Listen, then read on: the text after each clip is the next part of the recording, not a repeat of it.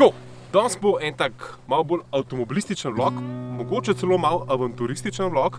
Namreč tegale mojega Forda Rangerja, mojo ljubezen bomo predelali v overland vozilo. Jaz vam bom pa probal razložiti, kaj overlanding je. Tako da, po moji špici predelava tega vozila v avanturistično overlanding vozilo, pa moja prva noč na strehi tega avta. Tako da, akcija. Are you listening?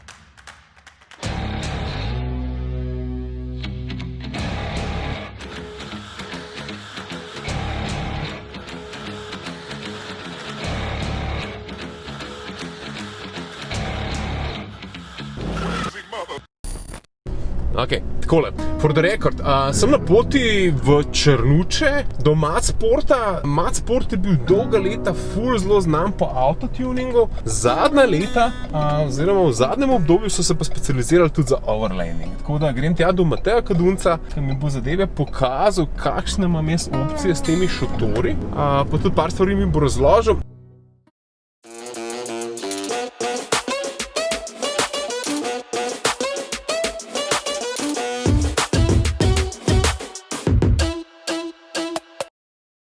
Zdaj pa za tale strešen šotor, ne, pa ni nujno, da imaš pick-upa, ne. Lahko imaš čisto takega običajnega Audi A4, tale ima sicer quattro pogon, all road, pa šotorček gor, zadeva tudi funkcionira. Pa smo spali ta vikend noter, sicer malo srdelčasto, smo spali trije. Ok, na 125 cm. Ja. Ja, lej, to je overlanding. 145 boste spali komod.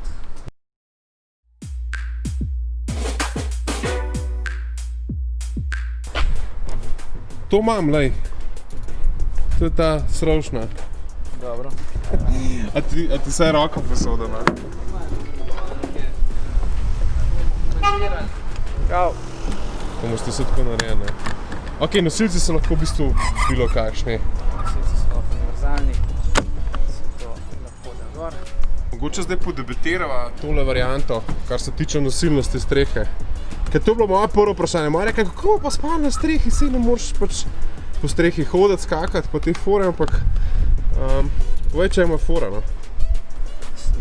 Omejitev strehe je zaradi vožnje, prav dinamična nosilnost. In to ima avtomobili tam od 70 do 150 kg.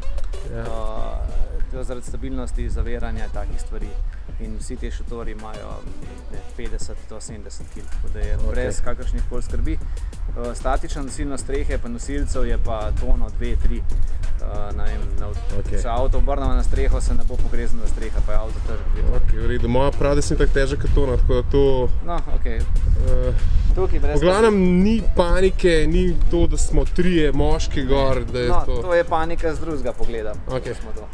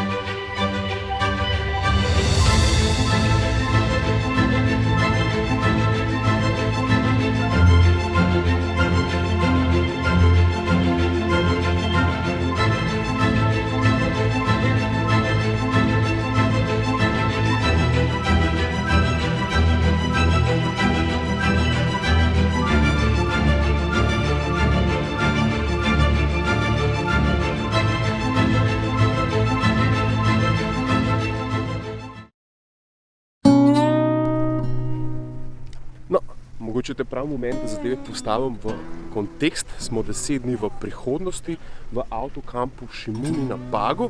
Namreč Matej mi je svetoval, da za prvo overland izkušnjo zberem lokacijo, kjer bomo imeli precej enega udobja. Še posebej, če potuješ z otrokom. se ne smeš kar takoj pognati v gost, pa na tisto pravo divino, ampak ja, probaš takole mehko testirati svojo opremo, ugotoviti v bistvu, kaj je kul, pa kaj ne, kaj funkcionira, pa kaj treba v bistvu upgradati. Tako da mi zdaj delamo en tak mehek overlanding test. Na začetku vloga sem obljubil, da bom razložil, kaj overlanding je, ne. Overlanding ni kampiranje. Overlanding je v bistvu premagovanje večjih razdalj, torej dopustovanje na poti. Bistvo overlandinga je to ne, da se zadržuješ več dni na istem kraju, ampak je bistvo overlandinga, da si na poti, da greš off-grid, da greš v divino, da si tudi malo kampiraš na črno tam, kjer je dovoljen. Tako da v bistvu skušaš dopustiti malo drugače. Tako da osnovna fora je, da se v bistvu izogibaš civilizaciji, ne? Si off-grid, ne?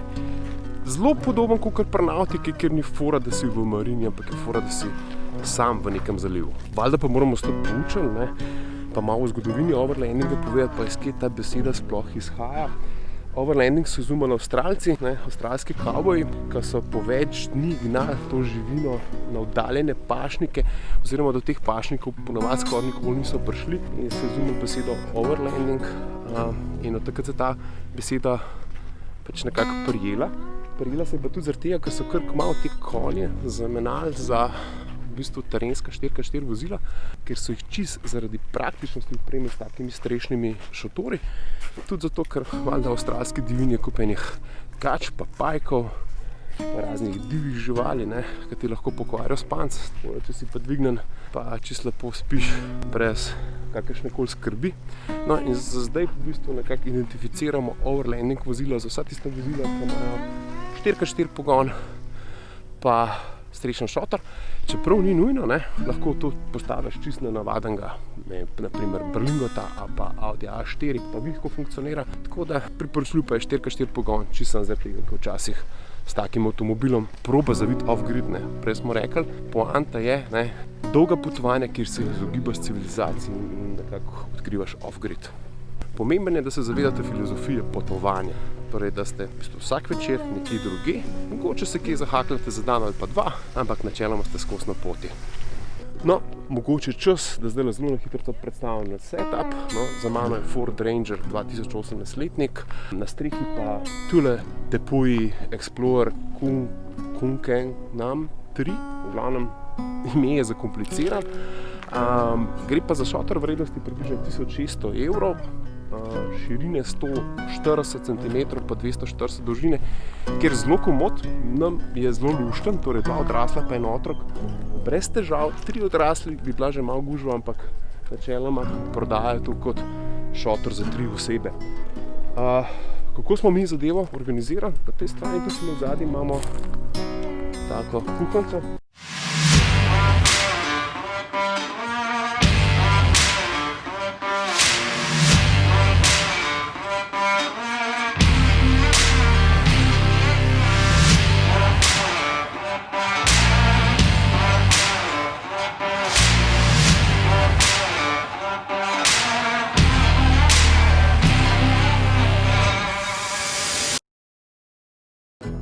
Čeprav imamo zraven pravo kuhnico za kampiranje, smo rekli, da moramo probati, kako izgleda v bistvu preživetje v divjini. Tako da imamo tukaj, vidiš, Gorencev kuhalnik, tam imamo plinsko jeklenko, čisto običajen cooling box, nič posebenega, tak ta pocen. Potem imamo pa take aluminijasta škatle, čakaj, da pokažem, vidiš, tukaj imamo suho hrano, tukaj spodaj imamo posodo in pa zelenjavo imamo pa kar pod avtom. No. Zelo simpel setup, kozmetika, za notranjost vozila pa v bistvu uporabljamo kot neke vrste garderobno omaro. Mater, jaz pod soncu gledam, ko mi gledam, kjer imamo v bistvu noter, vsak ima svoj del avtomobila, ne. Moja draga ima pisarno pospravljeno, tam sem jaz, svojo torbo, v zadnji ima pa tam malo stvari, no. Tako da v bistvu notranjost nekako avta smo ugotovili, da bi mogli nekako nadgraditi z nekimi visečimi omarami, tako da to moramo še čisto res pogruntati, kako bomo zrihtali. Valjda, manjka kup enih stvari, ne. Prvo upgrade, ki bo definitiven, so ene off-road pneumatike, take besne. To že gledam, da iščem. Druga stvar, ki je nujno rabim, vidiš, da ta avto je v bistvu zdaj podložen s kamni. Rabim za gozde, ki jih imajo kamperji za nivo. Tako da je ne kup enih stvari. V zadnji rabimo še en hranilnik vode. Naredili bomo tudi en električni inverter, zato da bomo štrom, če bomo 2-3 dni off-grid imeli, ker mi se vidiš, z mojo sva tole zelo rabila kot sekundarno pisarno, kar pomeni, da vsak jutr mi nekaj moramo narediti. Imamo posel doma in je treba stvari pregledati, pa na mail odgovoriti, pa kak članek za City Magazine napisati. By the way, na City Magazinu se bo ful nekega kontenta o overlandingu dogajal, tako da če rabiš več informacij, bom par povezal do overlanding člankov pustil spodaj. Je pa tako, ne, malo po kavbojsk, ne, ampak je pa ful romantično in moram reči, da smo ena največjih atrakcij. Tukaj v kampu vsak večer hodijo gledati, pa slikati, kaj smo pravzaprav postavili, kako mi v druščini, vidiš, teh custom-made vanov pa kamperjev, ne, počnemo z eno tako rečjo, ki je tam navzadi. Vse skupaj zgleda malo cigansk, ne. V kampu, kjer imajo ljudje zelo spedenane stvari, smo malo takole, ampak nam je ful lušta. Predvsem zato, ker jaz imam ful OCD-ja. Kaj ta OCD pomeni? Da mora biti stvari ful zrihtane, tukaj pa nekako ne morem kontrolirati zadeve in so pač tako, na pol ali pa ne, čez zrihtane, ampak vse je nikoli. Upam, da ste zvedeli veliko. Če vam je bilo všeč, kar ste videli, kar nekaj teh overlanding videov bo nastalo v naslednjih mesecih. Tako da jaz se v bistvu ful zahvaljujem Matsportu, ki me je spravil v to. Matej je nekako pogrunil, da sem jaz ta prava oseba za sodelovanje, ker ve, kolikokrat potujem, ker pozna, da sem imel včasih rad nautiko in ker ve, da sem po duši ful avanturist, rekel, Jan, dajmo to ljudem predstaviti, da ljudje vidijo v bistvu, da se da tudi na tak simplificiran način preživljati dopuste. Če bi mogel povzeti, kaj overlanding je, so simplificirani dopusti. To je neke vrste oseben avto, rate neke vrste kamper. Pomeni, da greš lahko off-grid, da greš lahko malo okoli. Pri meni je predvsem bistvo tega vozila tukaj vzadi to, da ostaja relativno vsakodnevno uporaben, da jaz v bistvu oktobra ali pa tam začet novembra snamem tale šotor, pa imam v bistvu čisto normalno vozilo, tako da jaz se ne bom loteval tistih nekih hudih predelav. So pa pri Matsportu tega sposobni, namreč sodelujejo z Alocabom, to je ena zelo znana podjetje na področju overlandinga, ker nam recimo tega Rangerja popolnoma predelajo v popolnoma prav overlanding vozilo. Tako da, daj se subscribi, ustanovil sem tudi eno skupino Overlanding Slovenija, kjer bo ful enih informacij, mislim, da se že okoli 60-70 članov. Tako da, prijav se tudi tam, ker zdaj že ful besne izmenjujem informacije, kje se da off-grid kampirati, kakšne aplikacije obstajajo, kakšni šotori pa setupi, kdo to najbolj zna narediti. Tako da ja, do naslednjič, vidimo, peace.